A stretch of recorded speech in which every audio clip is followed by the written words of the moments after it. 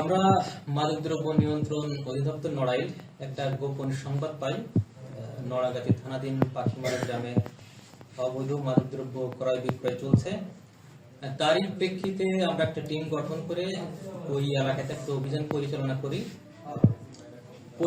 করে যে আমাদের মূল আসামি রুচিয়া বেগম তার বসতঘর ঘেরাও করি এবং উপস্থিত সাক্ষীদের সামনে রেখে বিধি মোতাবেক তল্লাশি করে তার বসত ঘর তল্লাশি করে আমরা 2টি প্লাস্টিকের ব্যাগে কষ্টের দ্বারা আবৃত মোট 18টি পেটি পাই গাঁজা এবং আলাদা একটি প্লাস্টিকের ব্যাগে আরেকটি পেটি পাই।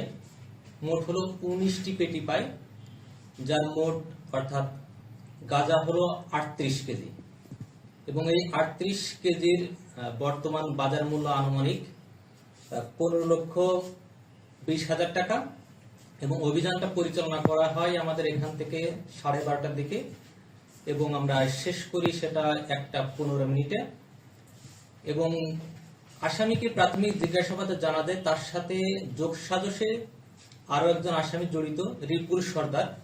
তাকে আমরা গ্রেফতার করতে পারিনি, কিন্তু আমাদের অভিযান অব্যাহত আছে তাকে ধরার জন্য। তারা মূলত দুইজনের যোগসাজশ করেই ওই এলাকাতে এই অবৈধ গাঁজা বিক্রয় করে এলাকাবাসীর শান্তি বিনষ্ট করছে, অন্যদিকে যারা আমাদের যুব সমাজ তাদেরকেও হুমকির দিকে ঠেলে দিচ্ছে।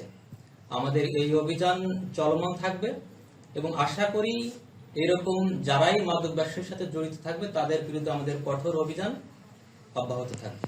কত বছর ধরে করছে জানছেন নাকি?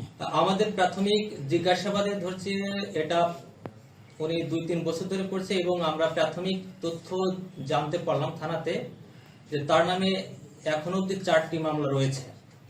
তো সেই মোতাবেক আমরা আসামিকে নিজ হেফাজতে নিয়ে আমরা কোর্টের মাধ্যমে চালান দিব এবং সেটা প্রক্রিয়াধীন আছে এবং আশা করি যারা এর সাথে পৃষ্ঠপোষকতা প্রদান করেছেন বা এর সাথে বা জড়িত তাদেরকেও আশা করি আমরা আইনের আওতায় এনে তাদেরকে সাজা প্রদান করার জন্য প্রয়োজনীয় ব্যবস্থা গ্রহণ করব।